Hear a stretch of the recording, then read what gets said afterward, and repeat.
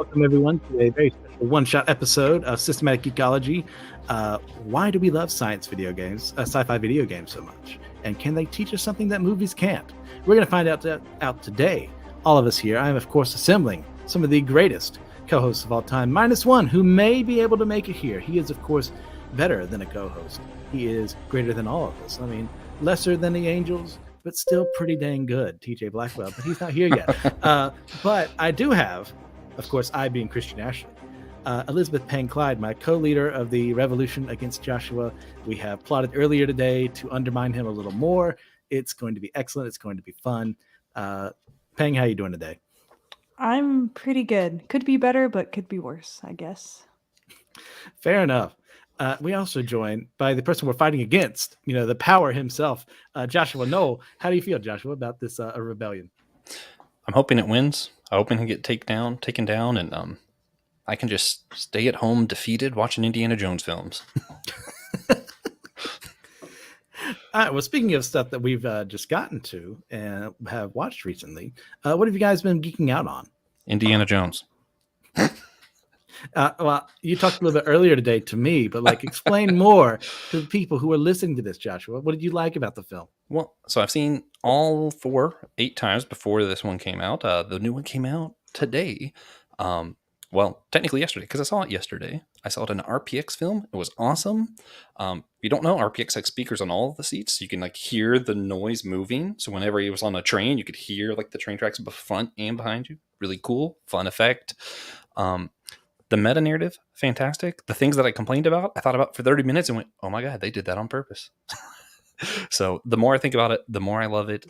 It was good nostalgia. It was good callbacks to everything. And I think it was a really good ending to Indiana Jones and his romance life for those who care about those things. Okay. Pang, how about you? So I've been geeking out. I finally watched the new Fruits Basket. So it is a remake. Back in the 1990s, the anime did the thing we all hate and went over the manga. And so I never read the manga, and so it never really ended for me. But someone spoiled it, and she didn't end up with the guy I wanted. Oh. And so I've been on hiatus, just refusing to watch it. And I finally watched it. And it could just be because I have had a couple of emotional days, but I have wept for 3 days straight watching that. But I mean, it's other outside, so it just gave me yes. It gave me a reason to allow myself to cry, and everything was beautiful. It was beautifully done. That was the second time I cried at the ending of an anime because it was so nice and so well done. Okay. Yeah. Good to hear. I've never watched Fruits Basket myself. That wasn't really into the premise, but I'm glad someone else can enjoy it. For me, on the other hand, we did that episode on Harry Potter and the Philosopher's Stone, so I couldn't stop myself. And I've continued to reread through the series. I just got to the Order of the Phoenix. So you may notice that episode didn't release that far away. So that's how quickly I read.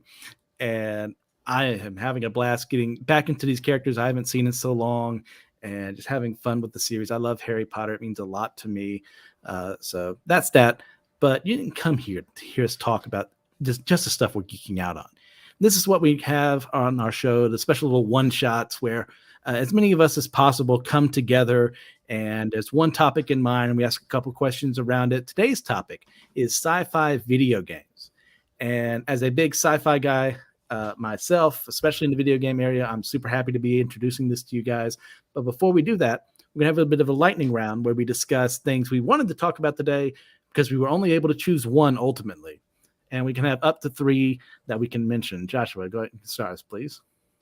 Well, if I was going with my favorite, I would have went with Ratchet and Clank. But we're going to do a follow-up. How's that? Talk about some political things for our new series we have coming up. It's going to be primarily political. It'll be going on up until November of next year. I wonder why. And let's see. Otherwise, Jak and Daxter, fantastic series. Just a lot of fun. A lot of big game feel. It's the same reason that I actually do like the Tobey Maguire Spider-Man movies, even if I don't like his Spider-Man. Just a good, big, grand feeling to it. I'd also have to go with Borderlands, just one of my favorite series. It's a lot of fun, even if it's hard to finish a game because I get so easily sidetracked. But the humor of it, great. Claptrap might be my favorite video game side character ever. That would be a fun episode. What's your favorite video game side character? That'd be fun. I like Add it. that to the list. Yeah. Pang, how about you? So the question is something I would wish I was talking about other than what we are talking about. Yes. Probably Studio Ghibli. I am a huge Ghibli nerd. Like, I love it. Sci-fi video game. That's what I just asked. I should have asked specified. that. That's on me. I was so confused. I was like, I thought we were talking about video games. Yeah. So you want me to talk about the game I'm talking about right now then? No. If you had any other than that one, the sci-fi games that you didn't get to pick. No, it was hard for me to pick this one. Okay. So my bad, Pang. But I'll go ahead, and I had to pare my list down, of course, because I just keep having more I want to talk about.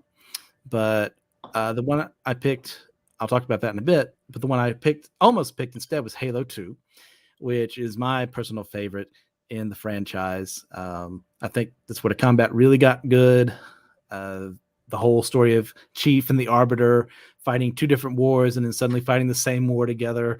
Really loved their story together in that. I learned more about the Covenant as well. Very big for world building there. Next up, I considered BioShock Infinite, which definitely, well, we talked about earlier today in that other episode Josh was talking of.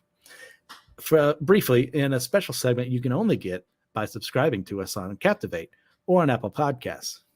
So, because I really love the world that BioShock creates. There's 3 different games so far in the series, but Infinite just has that castle in the sky kind of feeling, people above each other, and traveling between different worlds in the multiverse.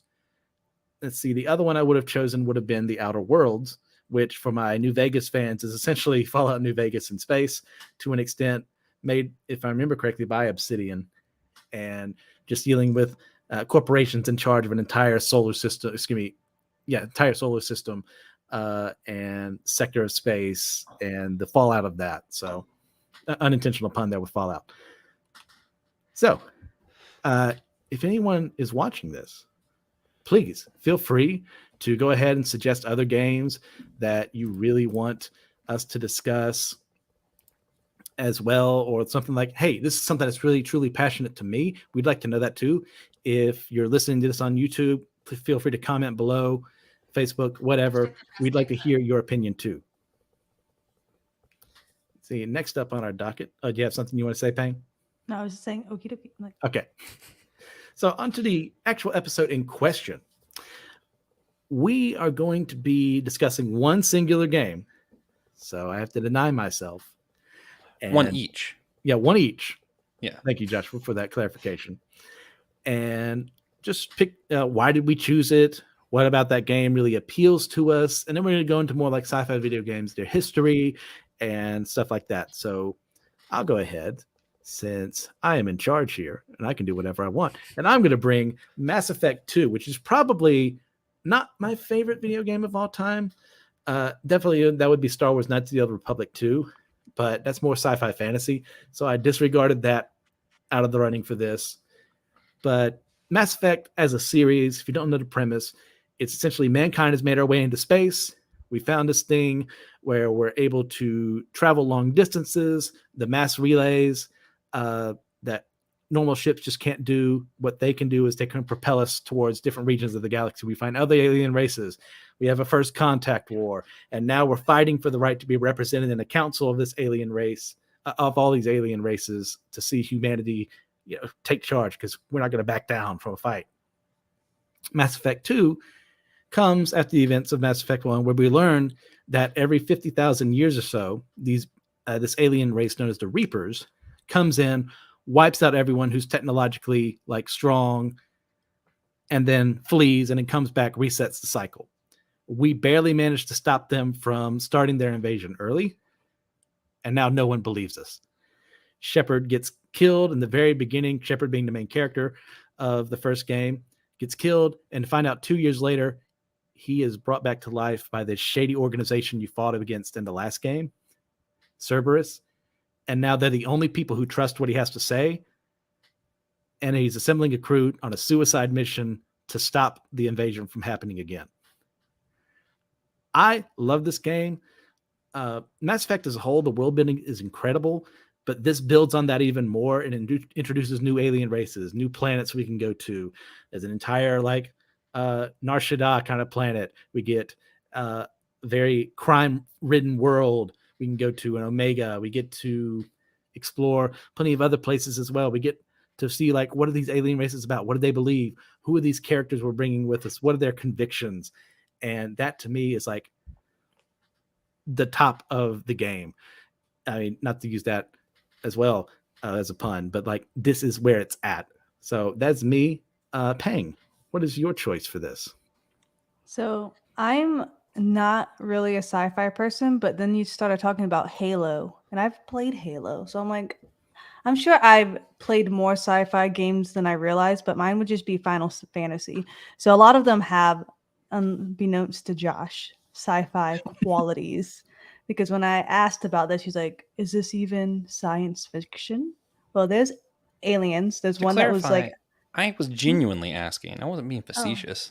I feel like you're always just annoying, so I'm always gonna That's fair. take That's it. fair. I'm always just gonna like butt heads with you because it's fun. But no, yeah. So it's specifically, I didn't know which one I wanted to talk about. I literally pulled out my old Xbox 360 games and just started like going through them because I have a few. So and then I realized I didn't have the one I was thinking of because I think I played it on PlayStation back in the day, so who knows?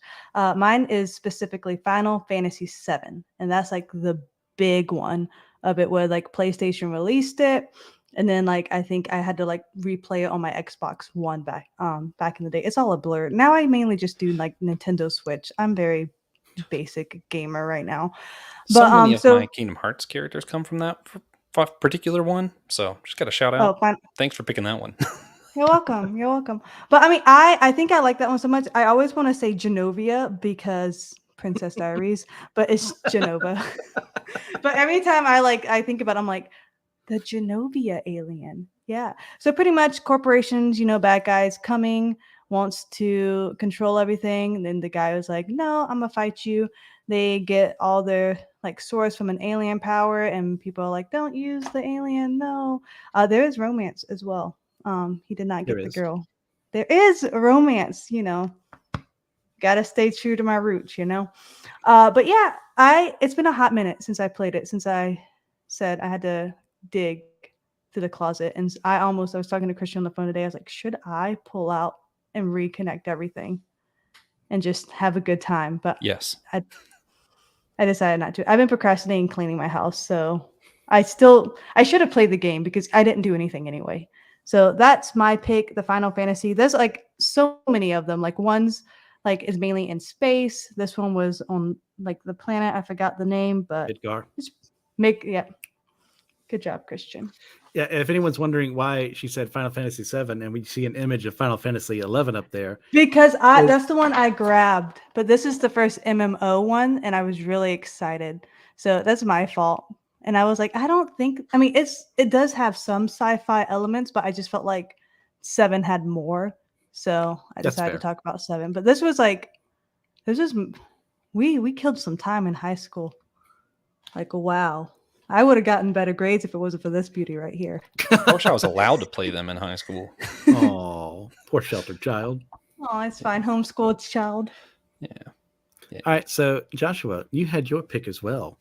And Yeah. it's Dead not Space the original 2. Dead Space. No, but this image is cool. Yeah. Yeah, no, Dead Space 2 is one I went with. It's when they finally start exploring a little bit more of the religion of the, I want to say it's like universology, something like that.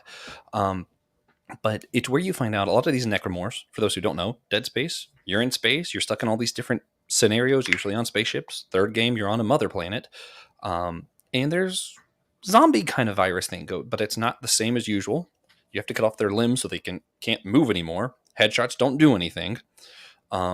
They chase you, they pop out of nowhere, everything's dark. The game starts with like a little kid going, twinkle, twinkle. Like it is like genuinely like the only thing that actually has kept me up at night as far as like media goes. Very scary for me. But they find out that some people wanted everyone to turn into necromorphs. A whole cult started because they believed that if you submit to the marker, which is this biomass in space, that everyone can eventually, by going through transformation, which is becoming a necromorph, a whole planet would be united as one giant biomass, and they believe that that's what the marker want. The marker's kind of like their god in this scenario.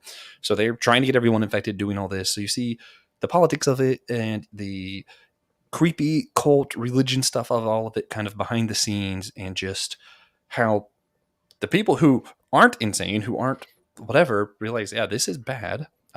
As the Unity guy, I love it because I'm like, yeah, there's a difference between uniformity and unity. We don't all want to be one giant mother planet zombie. That's bad. So, yeah, a lot of fun, really scary games, really fun games. Also, I just always like new religions and different stuff in different medias because it allows us to explore and see what other people think about religion as an idea. And it's interesting. They kind of just equate religion to a cult in this, but I still enjoy it. I like it a lot. I like the critiques. I enjoy the game.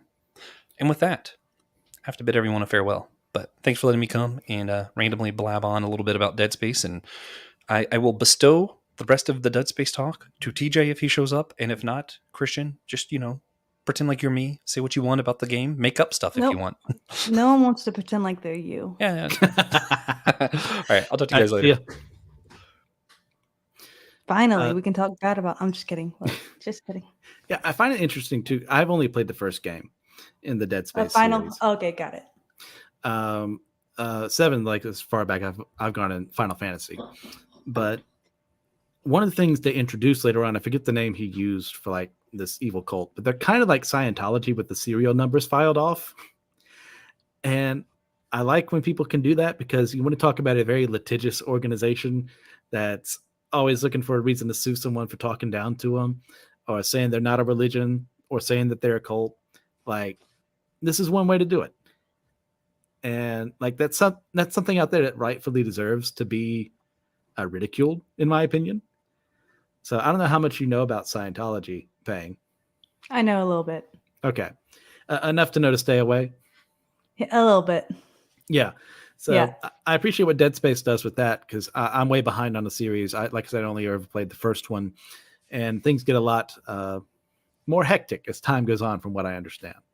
But we're not talking about Dead Space because Joshua is gone, and we're still holding out hope that maybe TJ will come here and grace us with his presence. But we shall see.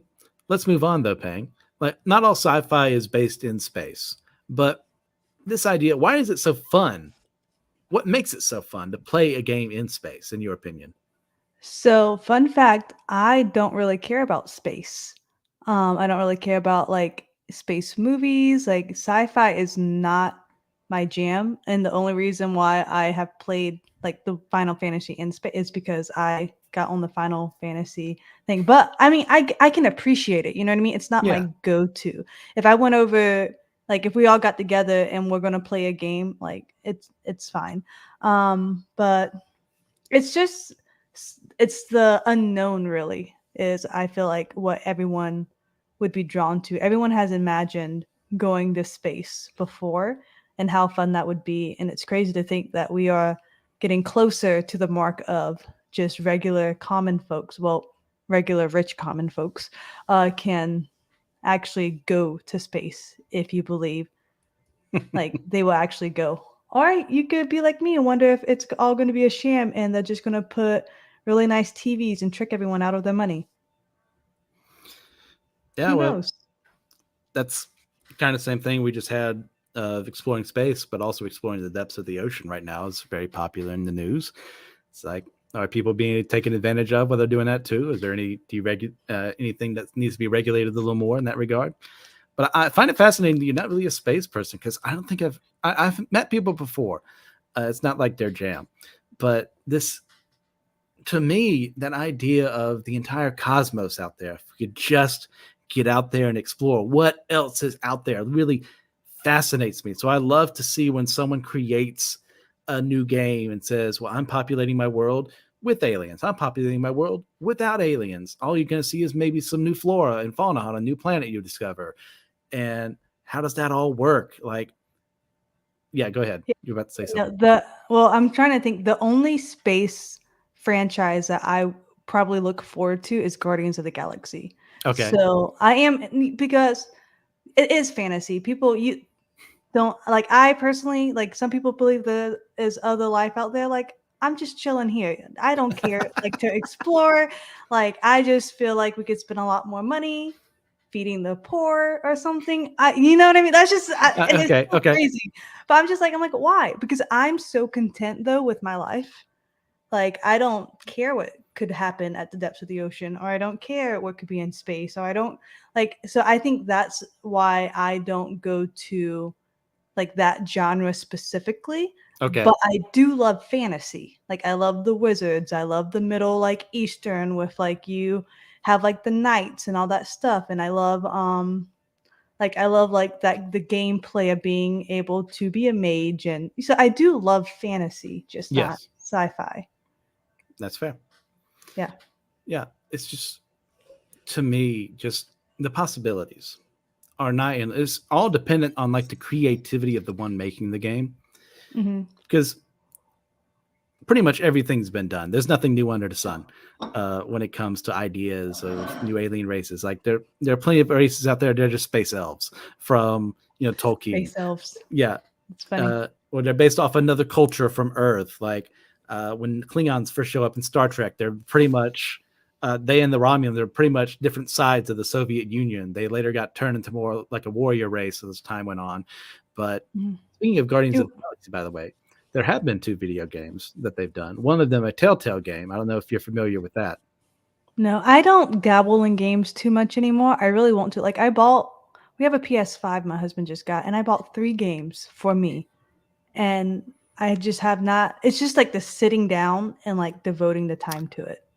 Like it's really hard for me to, at this stage in my life at least, it's hard for me to turn off my brain and to relax. So maybe I should devote more time to gaming, but it's not my thing. But I do like Doctor Who, and Doctor Who is very spacey. Very much so. Yeah, he's very spacey. Not just timey. I don't think I've heard of a good Doctor Who game though, so I can't really recommend one of those. It's okay. But I'm just saying, like, I do enjoy space. Like the more I think about it, I just don't think of it as sci-fi, really. But you may get your husband to consider the Guardians of the Galaxy game for PS4 and PS5, because that was a lot of fun too. So moving on from there, is there anything about sci-fi video games do you feel that they can teach us that can be harder to learn, maybe if we were watching a movie or reading a book instead? It teaches because you have to use more brain function, and like you do have some kind of like skills to do like the video games versus just watching a movie. Because watching a movie, it's the same as spacing out, and it's almost the same like the brain waves you have dreaming while watching a movie. So I don't know if it could really teach us anything. I just feel like it's a good waste of time, which is probably I know it's probably blasphemous. I'm so sorry. I probably should have skipped this episode. No. Well, it would have just been me at this point in time, and I'm okay for the dissenting opinion. Yeah, like I enjoy video games, but even when I do play like Nintendo, I think I love the Nintendo games because my Switch, it's quick.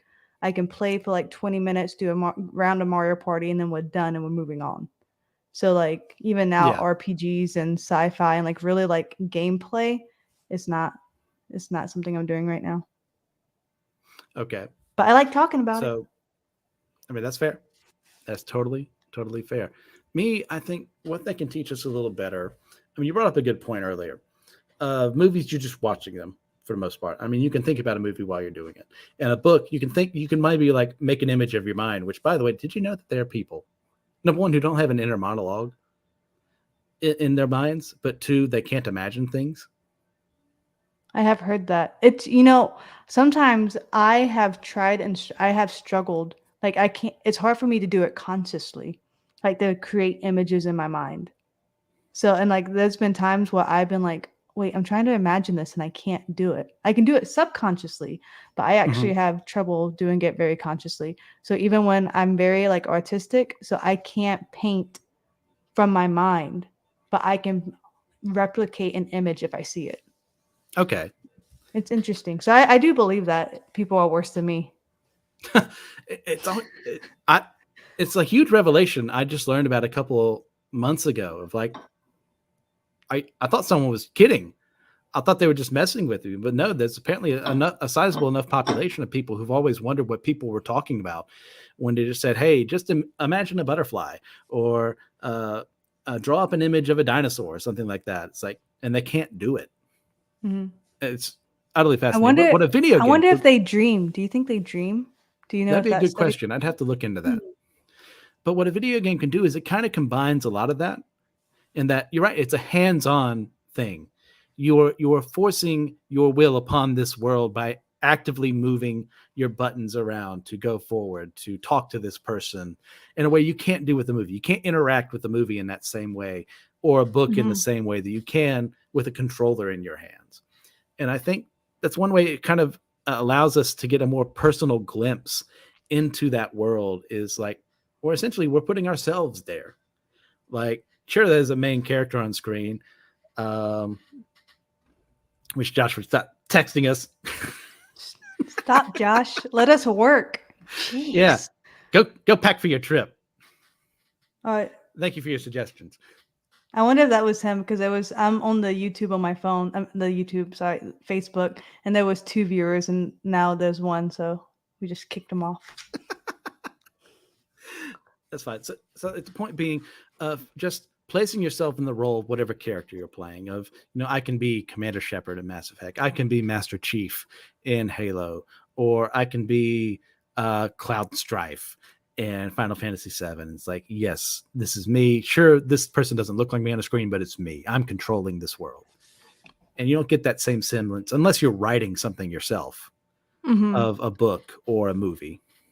I wonder if people being able to put themselves in it. And so you kind of think of having ultimate control. And so who isn't a little bit narcissistic, right? And they want to be the ruler of their universe. So I wonder if that kind of makes people so addicted to video games, because let's say if you have a complete chaotic life, this is your time to shut out what you can't control. And now you get to be the ruler, and you get to control every single thing in your own little world. So that's just an interest, because video game addiction is a very strong addiction, just like very alcohol, drug. It's very real. Like people, man, WoW, World of Warcraft, that got me too. I remember like literally like waiting in high school, like just, I can't wait to get home. I can't wait to get home. Like I would wake up at 4 a.m. to play before school, and then like go to school and then come and play until I fell asleep again. Wow. Like I was very dedicated. Yeah, and I got good grades. So good. I could have gotten better grades. That's one vice I don't have, is MMOs, because that involves working with other people. And I hate other people. And other than you, of course. But other people love me, which you just made my point. So I love I love it when they love me. Of course. How could they not? They'd be fools. Right. I am a sovereign ruler in my games. But yeah, video game addiction is a very real thing. And part of that is what you said, is that we control something, and people lack a lot of control in their lives. And you can argue in some ways, like, we do need to control certain matters. And there are other things like we need to let go of control. Like as Christians, our idea of taking control isn't always a good thing, because we're supposed to deny ourselves and allow God to take control of what we normally would want to do, so that we can further his glory and not our own. I forgot where I was going with that. I apologize. I had a point, I swear. So this idea of taking control is a very attractive prospect, because, I don't get to yell at my manager every day. I don't get to yell at my teacher working with me that I know doesn't deserve that job and should really just shut up. I'm sure we've never been able to identify with that at one point. I keep to myself at school. Like whenever I teach, I'm like, y'all do y'all, I do me. Like, don't even talk to me. But what this does is we can send us in a situation to where, like, hey, we see injustice in the world. Well, now I can actively stop that here, and I can't do it in the real world in the same way. So I think that's one of the things that really helps us appeal to our natures in that sense. Some positive, some not positive, like we've mentioned. But speaking of, I mean, we kind of touched on this. Do you think these games reveal anything about how we treat the other and those different than themselves? Because, like, especially with sci-fi, you're going to get like maybe cyborgs and androids are a thing, or maybe we're meeting a new alien race, and like, and how we treat them in those games kind of reflects how we treat other people now. What do you think? Yeah, I'm probably going to be also, I don't want to sound like super conservative, but I feel like it has desensitized our compassion for each other, for other humans. Like I played Gears of War, like my husband and I, we would have Gears of War 2 dates and he let me have all the ammo because we had a long distance relationship. So I've played plenty of shooting and fighting games. Like, I'm not against them, but I just think of how my niece got in trouble at school because she said she was going to shoot one of her classmates. Yes. And she has older brothers and they play the shooting game. So like she's very exposed to that at a young age. And she doesn't understand. She doesn't differentiate between game and real. And you hear so many horror stories of kids finding their parents' gun and not realizing it's not a toy. And even Yes. like some of these toy guns are so real. So, and especially like my husband, when I would play and he would play like online games, like with his Oculus, I would hear these middle schoolers like cursing each other out, ripping them a new one. Like, I mean, we've all played online shooter games. Like we know Yeah. what they like. I usually just like hit mute and like play my own game. But like, I feel like I'm just like shoot them. But I just feel like the compassion for people. It's the same with Facebook keyboard warriors, because you're not talking to them face to face and you're looking at them as a game or just something, an object versus a human. So I feel that we can get in trouble with too much gaming and getting too into them. But I know some people, gaming is life, and that's okay. Yeah. Well, I think it can teach us. It can teach us to dehumanize people in certain respects. If we don't take what they're actually telling us at face value. There are plenty of games out there where the point is not these are soulless monsters, kill them. It's like, oh, there's a misunderstanding between these two peoples or humans and robots or what have you. And it's led to the point of war. It's led to the point of not understanding one another. And right, yeah, if you forget to get my 6 and I end up dying in game, I'm not going to curse you out. It's a game. And that has happened a lot of times. Jerks. I might call you a jerk, but that's the extent. But it's that same sense of, I think of a game like the Mass Effect series, and humans are seen as these upstarts who just are getting too big for our britches, and everyone, because these aliens, most of them have been at it for like over 1,000 years, some of them, compared to us. And they think we're just trying to get ahead too quickly. So they look down, oh, you don't know anything, you stupid little child. And yet we don't quit. And there's friction there because this is how things are supposed to be, and you're fighting against the status quo. Why are you doing that? Well, because we're human. And humans keep, at our best, keep pursuing something to rise above, to be better at than everyone else. And that's something really good. Oh, of course, we do have a bit of commentary from our friend Joshua Knoll. A little late here in his regard, because we talked about this earlier, but Dead Space makes cults extra scary to me, to be honest. And I agree. Dude, cults, they're crazy. Like, yep. I don't get them. That's yeah, wild. Yeah, the episode we did on Whole Church on the church and cults was a lot of fun. So check that out if you would like that. Really engaging conversation there with a lot of really good people talking. I could never share my man. Absolutely not. No. That's the first red flag, guys. No. Yeah, never let that person who you would normally ever be with say, well, you should be with me, and she should too. Shoot. No, give me that alimony. We done. But yeah, I think on that regard as well, when it comes to the other, we see plenty of people using that, and games can be a way of masking that. Of it could be African American, could be Hispanic, because like, oh, you're encroaching on what we have here, so we're going to use this metaphor of aliens to talk about that. And it can show us, well, how do I treat these races in game? Do I see them as less than because they're not human? Like some people would see another race as, well, you're not Caucasian, you're not Asian, and therefore you are less than me. Well, that kind of applies to games sometimes. Because you can certainly make Commander Shepard a racist in Mass Effect. Like that's something like you can make him like a human pro-human, anti-alien kind of person. Not that he despises all aliens, but like humans first kind of mindset. Or you can make him like this true paragon of humanity who wants to see the good in others, wants to inspire them to be better than themselves, to promote a community of people to watch out for each other and create a galaxy that doesn't just put the needs of one race above the other. Stuff like that. So apparently, breaking news, everyone, but TJ is on his way home. So we are all very blessed to hear this news. I want you all to pray to God above that his internet works this time around, because it has been very spotty these past couple of days. So please, please look out for our boy. Pray for him on his journey home. Let nothing impede him so that he can talk with us about sci-fi video games. And also don't speed because it's against the law, TJ. And don't be watching this on the way home. You bad rule breaker, you. Guys, I get so frustrated if my husband speeds, because I'm like, if we get pulled over, that takes out more time. And now we have to pay a bill. Like speeding does not make logical sense, because you do not get to your destination that much quicker. Don't Just tell leave. me that. No, it's true. And number one, you're breaking the law. Yeah. Don't do it. Okay, I do speed a wee bit sometimes. But I'm talking about like when he like does the swerve in and all that stuff. I'm like, get all scared. It's fine. That was off topic.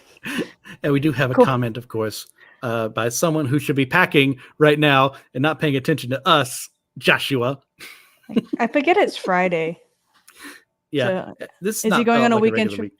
Yeah, he's coming up this way, but I unfortunately won't be around because I'll be in Gatlinburg to see family while he's up here to see his family who lives up here. So prayers are sent Joshua's way as well for a safe trip up to Louisville. You want to hear something fun about Joshua's family? Sure, why not? Well, we're stalling for time for TJ. So, but guys, if you don't know, Josh and I went to church camp together, and I realized that I've known this heifer half my life. So this is why I banter with him so much. He's pretty much like a brother that I never wanted nor asked for, nor am related to. So I'm not obligated to love except to the body of Christ. But I realized, I just remembered his mom, because we went to the banquet together, and like literally it was like a little like church camp thing, and then like long distance, and so like absolutely nothing happened. We were just like, oh my god, like let me pray for you, and stuff like that, crap. Yeah. But like I had so many piercings, and like I like had that like deep like wing eyeliner, because that was like the style back in the day, and she was not a fan of me. Not at all. Oh, it's fine. She's a great person. Love her through Christ, I'm sure. Like I haven't talked to her in who knows how long, if ever. But I just thought when you said family, it literally like little things, as like Josh and I have like reunited our friendship or whatever we were. like it's just like bits of like camps and stuff, because we were like friends for 4 years solid, even after that, because then I dated his like best friend. Don't at me, Facebook comments. Just a little background. But then I was with him for a little bit, and so like we were like a trio for a while. Okay. But I real dated his best friend. I say a fake camp. I wouldn't even say dated. It was like a camp flirt with Josh. Apparently his best friend made the move before the camp flirt went over. I don't know. So this is way more than you asked for. That's but okay. That was it. It's fine. I'm just trying to ramble now. No. It serves a larger purpose of allowing us more time to allow TJ to get ready. And fun fact, TJ was when I was a camp counselor. Apparently TJ was at camp, a camper, but I didn't know him. So, because that was his old school co-op, you know what I mean? Like females prey with females, so I didn't even touch those boy campers. Filthy boys. Which is probably good now that I just said that. I'm so tired. You've had a long week, Peg.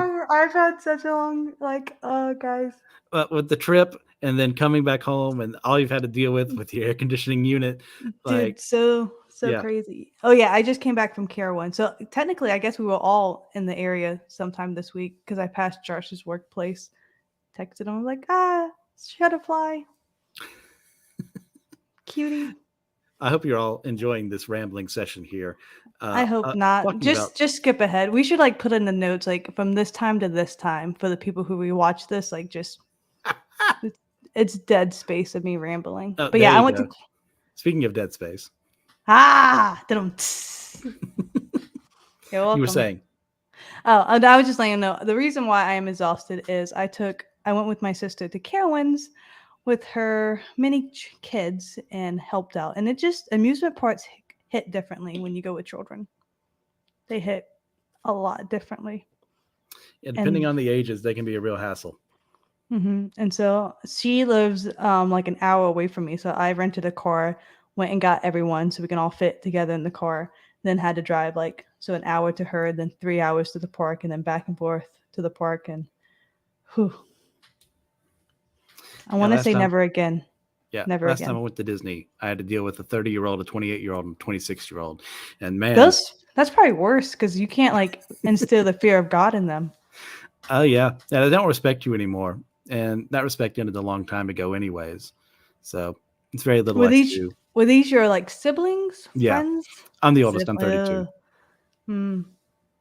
Well, I'm trying to think age, but I forget other podcasters. I'm like, are you the oldest podcaster? I was like, no, we have some oldies. No offense.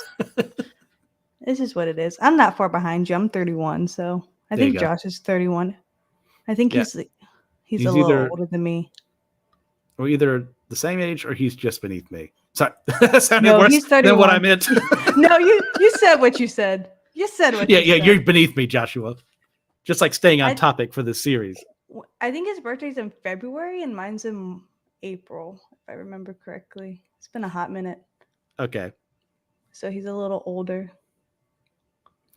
So you did mention Halo earlier. Yes. What games have you played in that series? 3. You just 3? Yep. Okay. My gaming pretty much stopped in high school. Once I graduated and went to culinary school and all that stuff, I kind of stopped gaming because I left all my Xbox and stuff at home. And then shortly after college, I got married. And then it's just been me and anime. Granted, I've always had my Nintendo, DS XL. I've always had my handheld, something, but actual system gamings, they went away for a little bit. Okay. Mainly, Is your husband a gamer? You said he had a PS5. Yeah, we just got the PS5, and so we kind of just got to the point. I wouldn't say in our finances type deal, but for the longest time, we couldn't afford the new systems. I would choose not to spend money on those. That's fair. So now, we got the Switch when it recently came out. We love the Switch. I actually got a little yellow Switch Lite in Japan, so I'm very excited. Oh, it's so cute. It's not region locked, is it?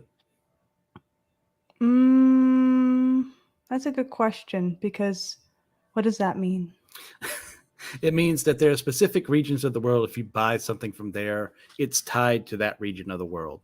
So you couldn't buy some of the same games unless you were tied into that network or something like that. I know enough to know the term, but to fully explain it.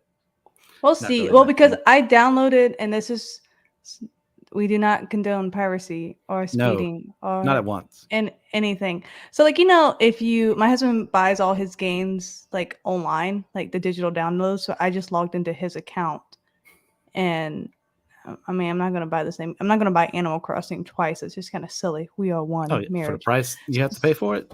I understand. Yeah. So I downloaded Animal Crossing because that's what the game I really wanted to play, and did that. It was fine. Played during the downtime in Japan. And then when I tried to open it again, it wouldn't open the software. So it could be locked. And I just haven't picked it up since I've been back to play with it. So we'll see. Okay. If it is, we tried. It was dirt cheap. It was only in a junk box of other things. Okay. It was $80, which sad day if I wasted $80, but I'm not going to lose sleep over it. That's good. Yeah, so we'll see. It has like the Japanese symbols and all that stuff. It'll be a great paperweight then if if it's region locked. I just wanted something I could bring back and forth to work and play on my planning period. I mean, why not? What else are you going to be doing during that? Not planning, tell you that. Not grading papers, no. Forget that. You got to have time to relax and decompress too after some of those kids. I get it. So, yeah, so PS5, and the main reason we bought PS5 was because my husband wanted to play the new Harry Potter game and he didn't want to wait for it to come out for the Switch. Yes. And so we saved up the money, we bought it, and then I wanted to play the new One Piece. Well, it's not new anymore, but I want to play the One Piece Odyssey. Yes. For PS5. And so I've played a little bit into that. It's just like it's hard for me to sit down. And I think also I'm such a fast-paced person. When you start a new game, it's so slow at the beginning. And so I think that as I'm thinking through, that's my biggest like hold up with like getting games done, because I'm the queen of starting a game. It's very hard for me to finish a game. Well, that's a good way to put it too, because especially a lot of sci-fi games, sometimes really with fantasy too, it's finding yourself plunged into a world you know nothing about it. Like, where am I at? What does this term mean? What is this kingdom at? Where is this planet at? And what are the rules? Overwhelming. Yeah, what are the rules? Yeah. Like in another game, I can jump. Why can't I jump in this game? Or like I should be able to climb this fence or what have you. But I can obliterate someone with a gun, but I can't knock down this fence. Like, how does that work? Like, learning the rules can be kind of tedious at times. So I totally understand that. Speaking of Oblivion, I remember deep in my soul, I played Oblivion for a little bit too, but I don't think that's sci-fi. That's part of the Elder Scrolls universe, so that's more fantasy. Yeah. There are sci-fi elements, but like they're more relegated to like the lore rather than something you're actually going to encounter in game. Yeah, that's what I was thinking, because I'm just trying to like scrape through the buried memories of high school life for me. I've compressed a lot.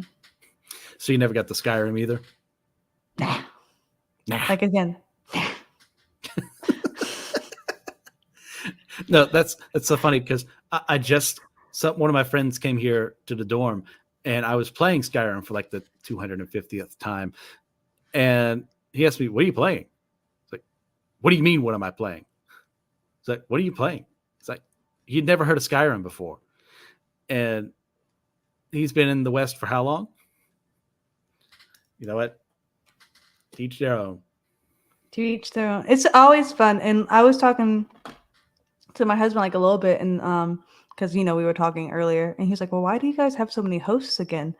He's like, "Because we all had the phrase, too many chefs in the kitchen." But I was just I was like, we all have like different fandoms, so we almost need a lot of hosts, because I love to chit chat and learn about sci-fi games, but I can't lead a sci-fi episode like you can, or Star Wars, Star Trek, anything, in that fandom. But anime, manga, Harry Potter, I would say. She's your gal. Yeah, I love Harry Potter so much. I'll listen. So I was getting a root canal the other day, and so I just, I didn't want to. You don't want to hear the drills, so I literally blasted. I think it was the book 5. Because I'll just like re-listen to the books and stuff. So I just like I put it like all the way up. I was like, "All right, guys, let me know when you're done." Like, it's like, what's Harry doing? Well, because I'm so afraid. Like, if a playlist, what if like the songs run out? Even if you do like shuffle play, I'm like, Harry Potter books, you got 20 hours. You won't be shutting down any. There for a while. Yep, I was like, I know for a fact this will not run out of time. Like, continue. It was the worst. I hate dental work. Yeah. Sorry. What audiobook did you have? Was it Stephen Fry that was doing the narration, or was it American? So. No, it was the Stephen. He's fantastic. Like, I'm just as impressed with him as I am JK for writing the whole series. Oh yeah. Like his voices are amazing. Yeah, he does wondrous work. He's a very funny guy too. If you ever get the chance, I don't know how big you are on game shows, but he used to host a show in Britain called Quite Interesting, or QI, where they'd have a panel of 4 other comedians and him as the host. And what they would do is they would just bring up some really obscure fact and have the panel of hosts try and figure out. They would ask a really obscure question and see if they could get the answer. And if they gave an answer that seemed like it was way too obvious, like, these klaxons would go off and buzz, and they wouldn't be able to, they would lose points for doing that. It's really funny. It's very British humor at times, so it can go over our heads a little bit as Americans. But he is just a complete delight in it because he has a great rapport with the people working with him and the panel of comedians. It's really funny. Interesting. I am going to be honest. I could lie and be like, I'll have to check it out, but I will never check that out. I'm gonna let you know. And if Appreciate you anything, sharing. yes, if there's anything you can trust paying for, it's honesty. Mm-hmm. I To a appreciate that. fault.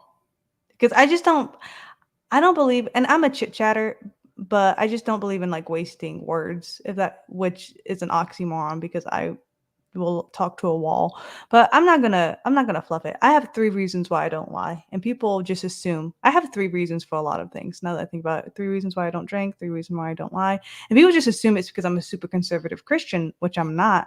But the reasons why I don't lie is, number 1, it's that's a lot of work to make up the lie. Like, think about it. To fabricate a lie takes a lot of effort. I don't feel like doing it. Number 2, now you have to keep up the lie. More work. And then number 3, you shouldn't be doing anything that you have to lie about. So it's illogical. So why lie? So that's why I don't lie. And so my family has done like many shady things. And so I'm really like, I don't lie. Now I can diverge if I don't want to answer a question and they straight up ask me. Like I can like circle around pretty well. Because especially I'll either say I'm like, that's so-and-so business. I'm not a part of that, which is usually true because people are trying to like get information out of me that they have no business getting out of. Or someone would ask me something and I'm like, is so-and-so blah, blah, blah. I'm like, is she? Well, I'm asking you. I'm like, well, what did you hear? Yeah. And they're like, well, I was like, well, I need all the details. What do you? And so you kind of like just, you diverge it back from you. The truth. Yeah. And the 3 reasons why I don't drink is, number 1, too expensive. So it's just, I don't think I would rather spend my money on cakes or ice cream or pastries or tacos. So many great things to spend your money on. Number 2, I don't like the taste of alcohol. But you say you have to find something you like. It negates point number 1. I don't want to spend the money to find something I like. True. And then number 3, I have the Asian glow. I'm a lightweight. Even if you buy me the drink, so you negate number 1, I know I'm going to like it because it tastes like Kool-Aid. Number 2, I'm going to feel very bad after I drink it. So why? I'm not going to enjoy it, so why will I drink it? And that's the 3 reasons. If TJ's not here in 5 minutes, what are we going to do? I'm running out of words. Yeah, I'm getting there myself. So thank you all for suffering through this with us. We expected it much sooner, but apparently Joshua jumped the gun again and made us all suffer. It's fine. I enjoy talking to you, Christian. I enjoy talking to you too, Bang. This is just like a little, what's it called, prequel for whenever Josh does my Get to Know Me episode when he posts it. TJ and I recorded it last night, actually. Good. And I didn't realize there was a time limit because I didn't pay attention. It was very late. I was very tired. We went triple the time, so apologies if you guys watch that. We it was TJ and I. So you know me, I can just talk, and we went on rabbit trails. We started talking about DreamWorks. About me. I can't say anything. Joshua, when we interviewed each other, we went over the time limit too because we were just having fun. So I get it. 27 minutes? We did not go 27 minutes. We went about half that. Oh, see? Well, I doubled you guys. It's fine. Yes, you did. It's fine. But I mean, we were just having a good time. I like CJ. He makes me laugh. You make me laugh too. Josh, he makes me laugh at him. So it's a great time.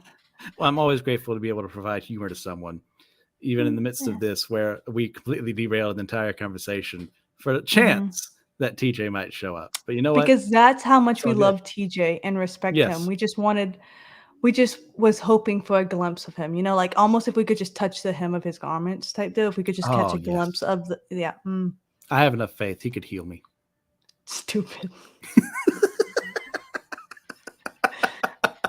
I had enough faith he would show up. But no, he got caught up with work and traffic and stuff like that. No, we hold His job is no hectic ill. enough as it is. It's not his fault. He was waiting That- on a shift change, so it's not because he's flaky at all. TJ is super reliable, and we love him. Yeah.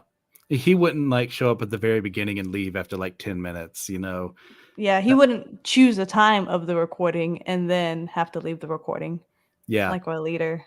It's morally reprehensible.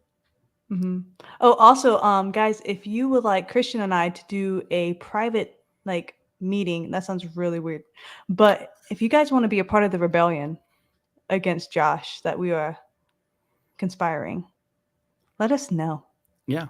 Because it's going to be a good one. Like Civil War good. Yeah.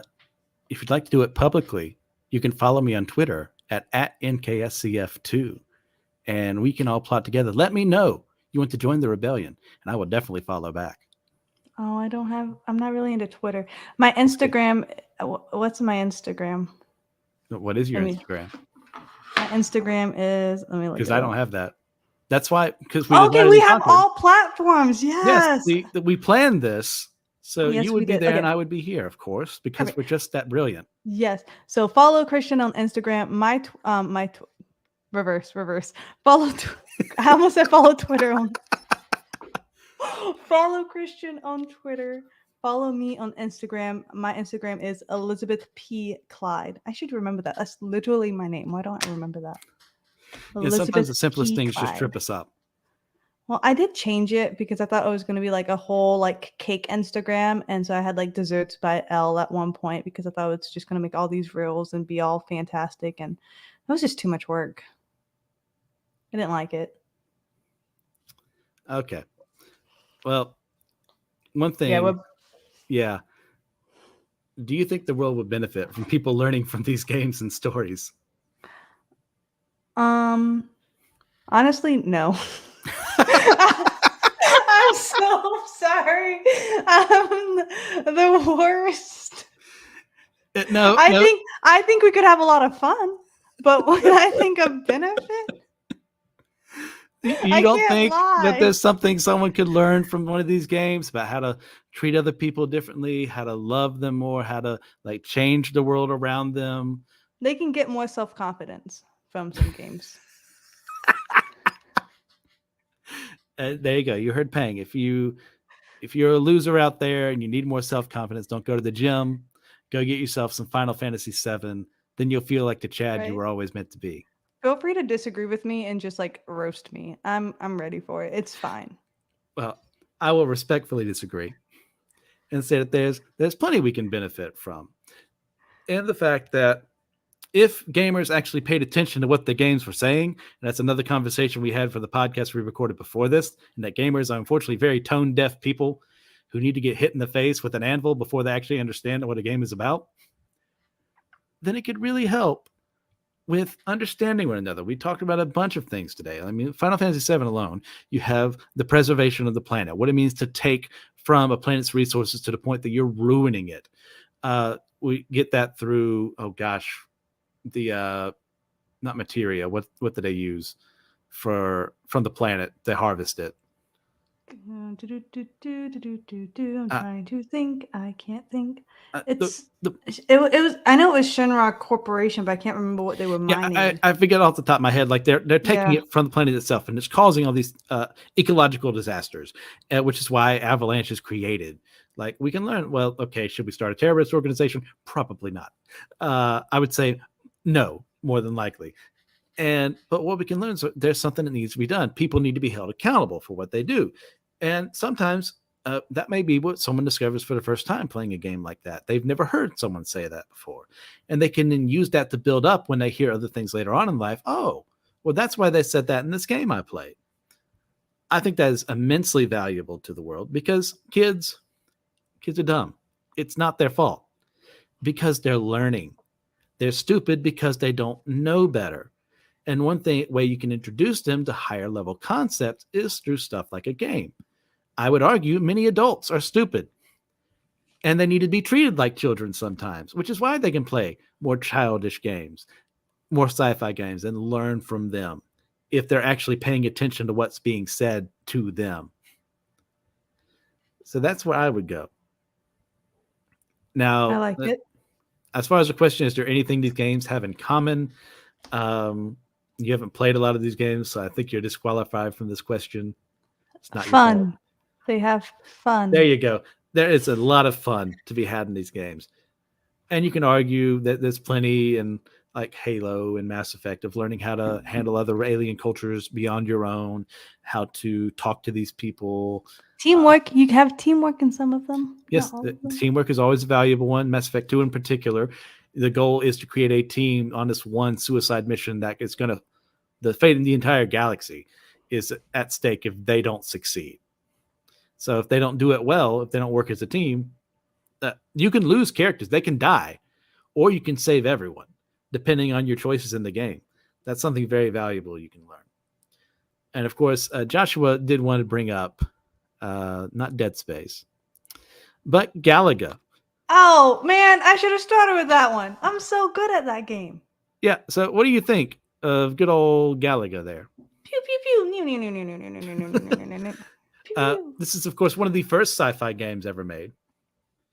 And it's just you shooting at a bunch of ships that are invading somewhere. I'm sure there's lore reasons in Galaga. I've never bothered to actually explore any of them.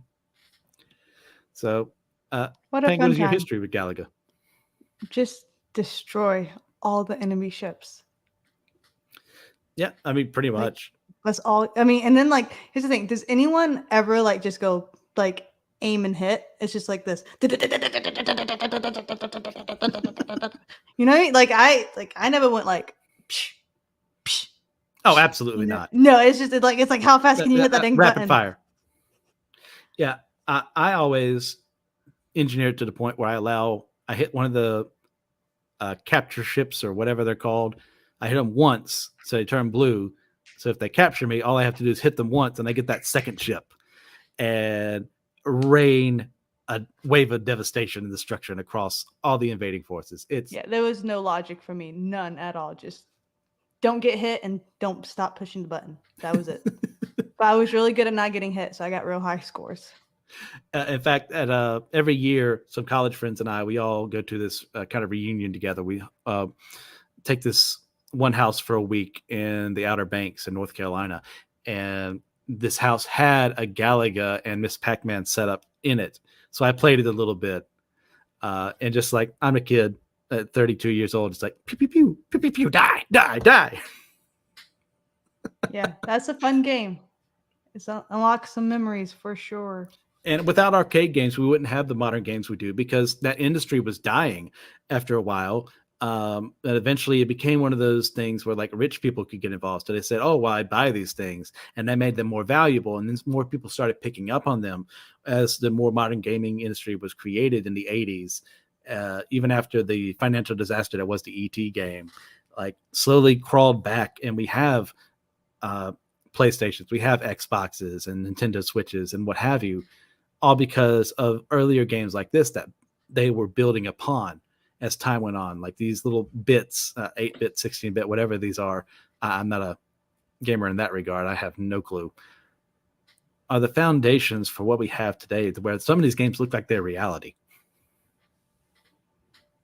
That trips me out a little bit. Whenever I'm oh, it looks like this could be a movie. This could be real people, which kind of is when you're shooting them, it makes it desynthesize. You know what I mean? Kind of desensitizes you to it. Yeah, a little bit. So I stay away from shooter games nowadays. Even if it's too gory of a movie and whatnot. I'm there's.